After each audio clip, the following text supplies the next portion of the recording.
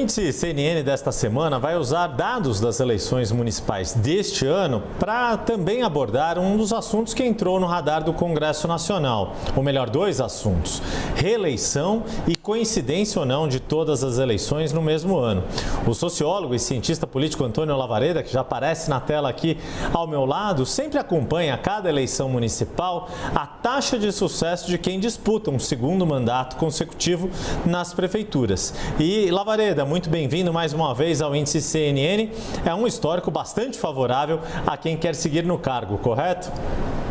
Exatamente, Yuri. Um prazer estar aqui de novo com você, com os espectadores da CNN. Para você ter uma ideia, a taxa de reeleição de prefeitos na última eleição, nós estamos falando do Brasil todo, daqueles que puderam ser e foram candidatos à reeleição, Yuri, chegou a 63%. 63% deles não se reelegeram. Esse número de 2020, Yuri, ele só fica abaixo do número de 2008. 2008 foi o ano chamado ano celestial de reeleição de prefeitos. Foram 67%, e só já dando um spoiler, porque nós vamos falar adiante. E nas capitais, Yuri, foram 95% dos prefeitos se reelegeram em 2008. Pois é, e já que o Lavareda falou de spoiler, vamos mostrar o atual cenário nas 26 capitais. Em 20 dessas cidades, o prefeito ou prefeita está em primeiro mandato e, portanto, pode disputar a reeleição, e essas capitais aparecem aí em destaque com seus estados aqui no nosso mapa.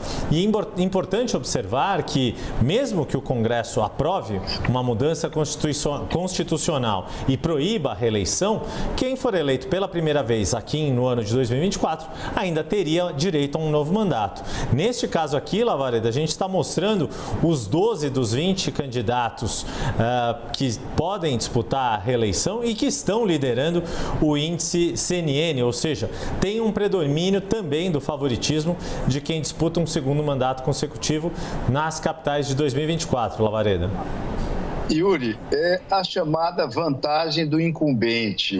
Quem disputa uma eleição sentado na cadeira daquele cargo em questão, seja presidente, seja governador, seja prefeito, como é o caso nosso nesse ano de 2024, leva uma grande vantagem. Ele não só tem a máquina da prefeitura na mão, como ele tem a comunicação da prefeitura, das prefeituras no caso, como tem a capacidade de ditar a agenda, ou seja, com iniciativas de políticas públicas. Os opositores só podem fazer o quê? Oposição. E isso, obviamente, os deixa em desvantagem nesse período. Nós podemos ver outros casos, Yuri, de outros países que repetem essa mesma tendência. Por exemplo, um dado só. Na última eleição para o Senado, nos Estados Unidos, a última eleição para o Senado, 100% dos candidatos ao Senado que eram incumbentes se reelegeram, Yuri. Então, isso é um fenômeno universal. Pois é, bom, vamos mostrar aqui com o índice CNN, um agregador de pesquisas desenvolvido pelo IPESP Analítica, alguns exemplos desses prefeitos de capitais que começaram o ano de 2024 na frente, nesta corrida eleitoral. E dois deles, por sinal, Lavareda, queria destacar contigo, estão na região Nordeste e são dois dos que têm apresentado maior vantagem em relação aos seus concorrentes. E aí fazer a deferência à tua cidade, começar por Recife, Lavareda. Recife, o prefeito João Campos chega no índice CNN a esse patamar de 65%. E lembrar, Yuri, que as intenções de voto, é isso que o espectador precisa acompanhar, ou deve estar atento. As intenções de voto dos incumbentes, dos prefeitos candidatos à reeleição, elas estão sempre naturalmente associadas às suas taxas de aprovação. Pesquisa recente divulgada ainda ontem, na terça-feira, Yuri, apontava o prefeito João Campos do Recife com 80% de aprovação dos recifenses.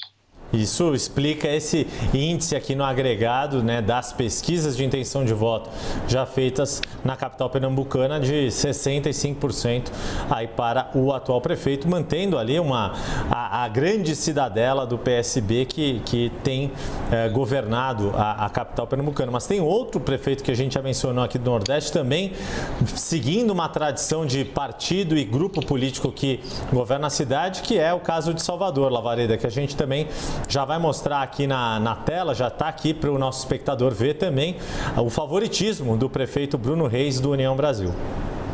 Que aparece com 53%, também desfruta de uma ampla aprovação e valeria lembrar, Yuri, no agregado, considerando a força dos partidos, que o prefeito que é do União Brasil é um dos 3 prefeitos do União Brasil que lideram no Nordeste. O primeiro deles, do ponto de vista de ordem alfabética, é o prefeito de Fortaleza, o capitão Wagner.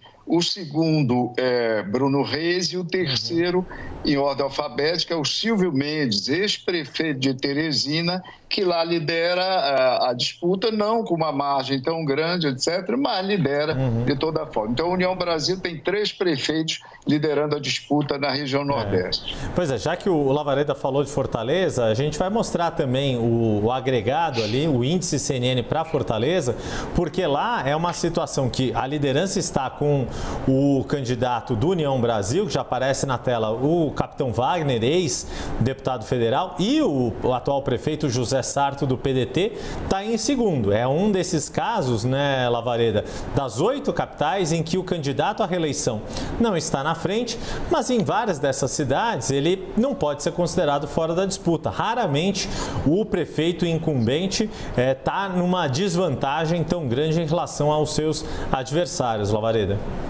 Em geral, Yuri, o prefeito ou vai para o segundo turno liderando, ou ganhando o primeiro turno, por óbvio, como parece ser o caso de Salvador e Recife, uma grande probabilidade, lembrando que a campanha ainda não começou, que tem muita água para correr nesse rio, né, das eleições desse ano, mas então o prefeito, o incumbente candidato, ele ganha no primeiro turno as possibilidades ou vai para o segundo turno liderando a disputa ou em segundo lugar. É muito difícil o incumbente, não, nos casos de segundo turno, não está entre os 2 principais candidatos. No caso de Fortaleza, lembrando, o capitão Wagner, que eu mencionava há pouco, do União Brasil, ele já foi candidato em outras disputas e em algumas delas começou também liderando.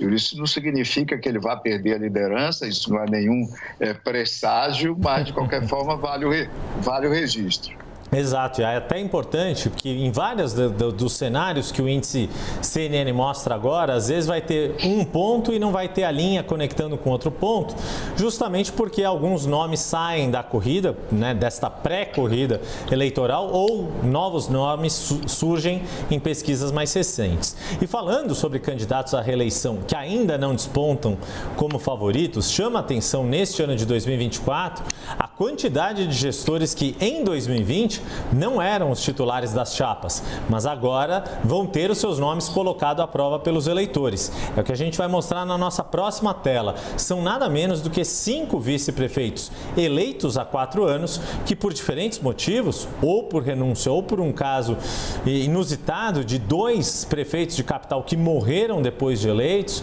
os seus vices assumiram e vão ser os cabeças de chapa em 2024. E aí, vale a gente estar vendo na tela, né, Lavareda, só um desses 5 é que está liderando, que é o caso do prefeito de Florianópolis, Topázio Neto. Todos os outros ainda lutando ali para tentarem fazer valer o favoritismo de serem incumbentes, Lavareda. Exatamente, Yuri. O prefeito, o ex-vice e atual prefeito Topázio Neto, dessa categoria de vices que assumiram, é, como você lembrava, o único que lidera a disputa nesse momento em Florianópolis. Os demais vices que não estão liderando a disputa nesse momento são, na região Nordeste, você mencionou há pouco, o prefeito José Sarto, que está em segundo lugar. Em Teresina, o doutor Pessoa, que está numa 4ª posição ainda, quarta posição, está mais distante aí da liderança. Em Campo Grande, a Adriane Lopes, que era vice-prefeita, assumiu, está em terceiro lugar no momento. Em Goiânia, o Rogério Cruz, que no índice CNN aparece em quinta colocação. Em Belo Horizonte, o prefeito Fuad Nomo, que era o vice-prefeito, que aparece também em quinta posição. E em São Paulo, o prefeito, que era vice, que assumiu o falecimento de Bruno Covas, o Ricardo Nunes, que está numa segunda colocação ali, bastante próximo ao líder, que é o deputado federal Guilherme Boulos. Exato. E a gente está tratando disso porque 3 desses vices assumiram por renúncia de prefeitos que tentaram concorrer aos respectivos governos estaduais. Foi o caso de Marquinhos Trade, em Campo Grande, o caso de Florianópolis, de Jean Loureiro, em Santa Catarina, e o caso também de Alexandre Calil, ali em Belo Horizonte, tentando concorrer ao governo de Minas. E não há nenhuma garantia de que o fato desses prefeitos que querem disputar outros cargos no meio do mandato, ou mesmo governadores que renunciam para disputar o Senado, a presidência, que esse caso deixe de ocorrer se a gente tiver uma unificação de calendários, né, Lavaredo? Para mostrar, para a gente fazer um pouco dessa conexão do que aconteceu ali, de um cenário de tantos vices comandando as suas capitais neste momento, por essas circunstâncias, e o Congresso discutindo se unificar os calendários seria ou não o melhor caminho ali para uma reforma eleitoral aqui no Brasil. 3 observações rápidas a respeito do que você comenta, Yuri. Primeiro, no momento, como nós mostramos, como você mostrou, a taxa de reeleição atual, se a eleição fosse hoje, seria entre os prefeitos das capitais 60%. Essa taxa foi, na última eleição, de 77%. Nós estamos começando a disputa, mas no momento nós estamos num patamar inferior nas capitais ao que ocorreu na eleição passada. Segunda coisa, Yuri, a grande dificuldade da reeleição é a questão da necessidade de prorrogar mandatos. Para você unificar as datas, você precisa prorrogar mandatos. E a legitimidade disso no Brasil, como aliás em qualquer lugar do mundo, é muito baixa. Terceira questão que vai se colocar para a sociedade, Yuri. Por que prefeitos e governadores não podem ser reeleitos uma vez, como é a regra atual? E porque deputados federais, deputados estaduais e vereadores podem se eternizar no parlamento, se reelegendo 2, 3, 4, 5 e até 6 vezes, ou 7, como já ocorreu, Yuri. Então, eu sou daqueles que acreditam que a chance desse projeto e dessa ideia prosperar é muito reduzida. Pois é, a gente vai acompanhar no Congresso e para conectar, ver como o que está em discussão na política no âmbito nacional também tem um impacto muito relevante no âmbito local de uma eleição como a deste ano. Esse foi mais um Índice CNN com o Antônio Lavaredo e comigo, Yuri Pita. Toda semana nós vamos trazer dados, análises aprofundadas das eleições municipais que nunca viveram tanta expectativa quanto em 2024. Lavaredo, mais uma vez, muito obrigado e até a próxima semana.